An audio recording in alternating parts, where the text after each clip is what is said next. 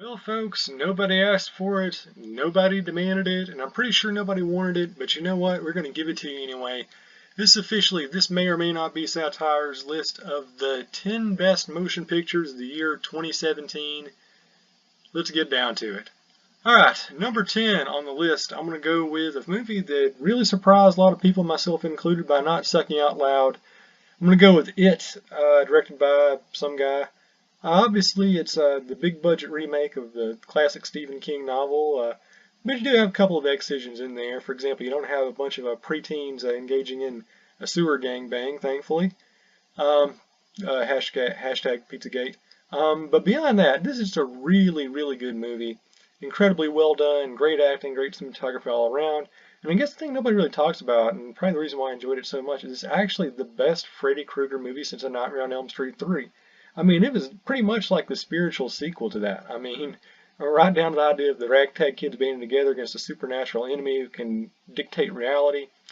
They'd capitalize on their fears. I mean, it's just a really, really good genre film, way, way better than expected. They really went a little bit harder than I thought they would. You got kids having their arms ripped off and people having doo-doo dropped on their heads in the first 10 minutes of the movie. And just again, just a really, really good movie. Great acting all around, good special effects, and it just had a great pace to it. It's one of the more entertaining films come out all year. I really, really liked it. Moving along to number 9 on the list. We're going to go with a film that very, very few people actually saw, which is a shame, because it's a really good one. It's called The Hatton Garden Job. Once again, it's directed by some guy. His name escapes me. But yeah, this was a UK movie, and it's one of the best crime caper siege heist movies we've seen in a long time. It's allegedly based on a true story about these old geezers who decided to rob a jewelry vault somewhere in jolly old UK. Not really sure how accurate it is, but it's really well done. You got a great ensemble cast, and it's a movie where it's very much character driven. It's very much sort of anchored and navigated by really good dialogue. And you pretty much had to. This is a movie where the big action scene of the movie involves a bunch of like 70-year-old dudes with diabetes sitting in a bank vault with a giant pneumatic drill trying to get it to work. And that's about as exciting as the movie gets. But because the acting is so good and the dialogue is so great and just everything is paced so well and they build up tension and atmosphere and drama, it just comes off as a very, very enjoyable and engaging movie. If you haven't seen it, check it out. The Hatton Garden Job. It's a good one. Alright, number 8, another film which really surprised me. I went into this movie with zero expectations, and I actually walked away from it thinking it's probably the best Marvel Cinematic Universe movie to date. Thor Ragnarok. What can I say? This is everything that Marvel does right that DC doesn't. It's funny, you have a really great ensemble cast, everybody plays off one another, you have a lot of great new characters being introduced, everybody has a history, everybody's compatible, you've got great action scenes, including probably the most balls out fight scene in the history of superhero movies between the Hulk and Thor. We just have like a WWE match inside Thunderdome. It's fantastic. Lots of humor, lots of great characters, a very good pace, way better acting than a film like this probably should have. This is just an outstanding, outstanding little comic book movie, which probably is closer in line to stuff like Beastmaster and Clash of the Titans, to being one of those great sword and sandal updates. So yeah, this one is superb. If you haven't seen it, check it out. It's one of the best comic movies this decade, without question. Alright, number 7. I'm going to go with a film which technically came out in 2016, but it didn't start making the rounds in most theaters until 2017. It's a film called Dark Knight. Oh boy, this is a good one. Basically, the movie is sort of a dramatic recreation of what happened at the Aurora, Colorado shooting in 2012. Except here's the thing. They never actually show you the shooting. In fact, the movie ends right before the shooting begins. So I know you're going to think to yourself, okay, maybe it's kind of a jip or a ripoff or kind of, sort of scamming us out. But it's actually a really well done movie. Super claustrophobic. Has an incredible ambiance. And it's just a movie where just the augur of dread is just so pronounced. It's a movie where basically it follows around the people in the movie theater on their day before they all get shot and killed. So you have a great cast here. You got this weird kid who beats squirrels to death with hammers. You've got a returning military vet. You've got this other kid who has to, trace all of his steps he takes in the mall and screams while he's driving. So it's a movie where pretty much anybody in the movie can be a psycho killer and kind of, well, maybe not the fun of the movie, but sort of the backbone of it is trying to find out exactly who's going to be the one who snaps. So it's a very, very different take on something that not a lot of filmmakers nowadays have the guts to go after. It ended up being an absolutely fantastic slice of life movie. If you haven't seen it out, check it out. It's called Dark Knight. That's without the K. Beautiful, beautiful movie. I loved it. And you probably will too, unless you're, a moron. Alright, number 6. Another movie which came out of nowhere and just shocked the poop out of me for being really, really good. Kingsman, The Golden Circle. Now, the original Kingsman I thought was a really, really good movie. Probably one of the better comic adaptations we've seen so far this decade, and I guess by default this century. But this one was probably just as good as the original, if not even better. So many great things in this one. It's sort of a combination of all the stuff we love in our, lower geek culture fandom. I mean, this is a movie that borrows heavily from, Frank Miller graphic novels, like, what's the one about Martha Washington? Anyway, it borrows heavily from that one. It has basically plot motifs taken straight from Metal Gear and Strider and a bunch of other great video game retro classics. And it just has a great ensemble cast. You've got a great, great plot here. You've got basically Julianne Moore, who is one of my all-time favorite MILFs, playing like an international heroin dealer who's trying to poison the drug supply. And of course the Kingsmen have to team up with the American version of the Kingsmen called the Statesman to keep everybody from smoking weed and dying. But yeah, it's just a really, really well done action movie. Great action scenes, great dialogue, great character development, great pacing, great music. I mean, it's all around an immensely entertaining movie. And check it out. It's really, really fun. One of the few movies I saw at the mainstream theater I think it's really actually worth going out of your way to see. If you haven't checked it out, it's a good one. Alright, number 5. You know the little miniature window thing we're doing here? I think it's going to be all grandiloquent, but it's not. Alright, so number 5 on my list. Maybe the best acting performance of Arnold Schwarzenegger's career. I know that sounds like being you're the tallest kid in the dwarf basketball team, or the smartest kid in remedial math, but still, hold me out on this one. It's actually a great, great movie. Basic gist of this one is based on a true life incident which happened in Germany or some other, hellhole in Eastern Europe. Except it's based in America in this version. About this guy whose family is coming in for the holidays, but the plane explodes because the guy in the watchtower was getting coffee and not paying attention. So basically this movie kind of goes the whole Rashomon thing, where you're showing the parallel lives of Arnold, who's like the grieving father, lost his entire family in the plane crash, and the life of the air traffic control guy, who's trying to start anew and get over it, and he's all suicidal and drugged up, and he looks like he's finally gotten his life on track, and then Arnold decides to pay him a visit. So it's a movie where it just has really, really great pacing, once again, great acting, and the final 20 minutes, the setup is just so nerve-wracking and satisfying. So, not a whole lot to say about this one, in fact it's a really, really great character drama, incredibly underrated. Check it out if you haven't, you won't regret it. Alright, now we're moving along to number 4 on my list. This is a film which was directed by Sean Baker, who did a really great movie from a couple of years back called Tangerine. And the thing about that movie was the entire thing was filmed on an iPhone.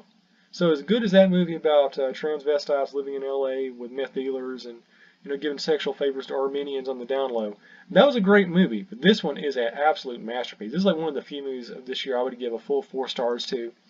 And basically it's a slice of life American neo post-Obama neo-realism movie. It's about a bunch of people who are poor as dirt who live in the motels outside of Orlando. If you've ever been to Orlando, this movie is spot on. It captures the ambiance of the greater Kissimmee, St. Cloud area about as well as any movie I've ever seen. So everything is very pastel but trashy, and it focuses mostly on this one single mom and her kid who's very precocious. And they just run around having adventures. It's kind of stylistically similar to Gummo, except a little bit softer, but still just a great movie all around. And I know it's not going to happen, but in a just world, Willem Dafoe would get an Oscar for this movie. His performance in this movie is just absolutely fantastic. Probably the most nuanced but downplayed performance I've seen all year, male or female. He absolutely dominates in this movie. It is surreal, it's superb, it's fantastic. The Florida Project, great, great movie. Please, please, by all means, check it out. Number 3, Takashi Miike's 100th movie, Blade of the Immortal. And I keep going back and forth on whether or not this or the Harry Carey remake from 2011 is his best overall movie from this decade. Regardless, this movie is phenomenal. And really, in a lot of ways, this is kind of the movie that Logan wished it could be, because it's basically the same plot. You have this old dude who has like super healing powers, likes to stab people, and he's been tasked with protecting this little girl and saving a kingdom from being overrun by this one guy who wants to like take over all the dojos. So I mean, it's a great classical samurai movie, but of course it's also based on an anime, so it has sort of that comic book style to it. You got a lot of weird, fantastic stuff going on too, but me the matter, it's just an excellent, excellent character drama. I mean, it feels like Kurosawa. It feels like an old school western. It just has that classical manliness to it. You just don't see in a lot of movies anymore.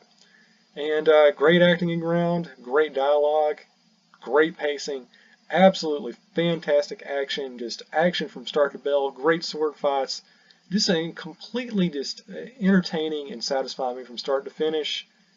Takashi Miike does it again. Blade of the Immortal is tremendous. Alright, number 2, Brawl in Cell Block 99. The best movie, or certainly the best performance of Vince Vaughn's career so far. This is one of those movies where it's going to be like The Big Lebowski or Blade Runner, where it's going to take a couple of years, but this thing will be a cult classic. This movie just came out of nowhere and blew me away. Just such an incredibly fun and engaging and entertaining sort of midnight movie. The gist of it is Vince Vaughn, he plays a guy who works at a wrecker. He gets laid off and he decides, why not become a drug trafficker? His wife agrees to it. They start making some money, and then he gets arrested after a deal gone bad. And then it basically turns into, well, basically the American version of Story of Ricky. He goes to prison, and he's tasked with murdering this one Mexican assassin guy. And all I'm going to say is, once the blood starts flying, it does not let up. There are so many great scenes in this movie. I mean, there's a scene where a guy gets his head kicked in, and his face literally grinded off the floor. I've never seen that before. So if you're a fan of really hardcore, violent movies, this is great. But even if you're not, it's such a great, sort of old school canon vigilante, American Dream, dead, gone sour melodrama. In other words, I really, really enjoyed this one. It's just a great movie, kind of like Taxi Driver. A little bit of drive in there, but with a lot of people getting their heads punched off. This movie, outstanding. If you haven't seen it, go see it. And the denouement. What do we have left? My pick for the best overall movie of 2017. And I think this is a year where, more so just about any in recent memory, the difference between this one and everything else was just monumental. The best film of 2017, no brainer for me. It's going to be Dunkirk. This is the best movie Christopher Nolan's ever made. Better than The Dark Knight, better than Interstellar, better than all the other stuff. And it's a movie where, as I watched it, I kind of realized just how rare flicks like this are going to be in the future. This is really one of the last of its kind. You're not going to be seeing movies about World War II, especially ones like this where it's non-sensationalistic, where they don't paint the Germans as like super evil caricatures, where you don't have, really bizarre, non-traditional casting where you have like half of France being played by Brazilians, which is inevitably going to happen. This is just a classical ode to the great war movies of the past, and it's a great ensemble movie, a very, very tense movie, some of the best cinematography you'll see all year. But the thing that makes this movie work is that in a year dedicated to films about super badasses and unkillable superheroes and all these guys where nothing bad's going to happen to them, this is a movie that made you feel human. This is a movie where you knew every single character on screen could die at any moment, that they could all just get hit by a bullet, nobody was safe, and you just don't see that anymore. You don't see movies like this that really just kind of speak to the inherent humanity of our condition as people. And I can't think of a movie this year, or really any other year for that matter, the last couple of years at least, which really drove that point home. Great acting, you have a great multi-perspective storyline, incredible music, incredible cinematography, thrilling scene after thrilling scene. Everything just comes together beautifully. And to give you an idea of just how good this movie was, I spent about $80 to watch it in IMAX to pay for my ticket and all the food for me and my girl. You know what? This movie was so good, when it was over and done with, I didn't even complain. I was actually not complaining that I spent almost $100 on a movie ticket because this movie was that good.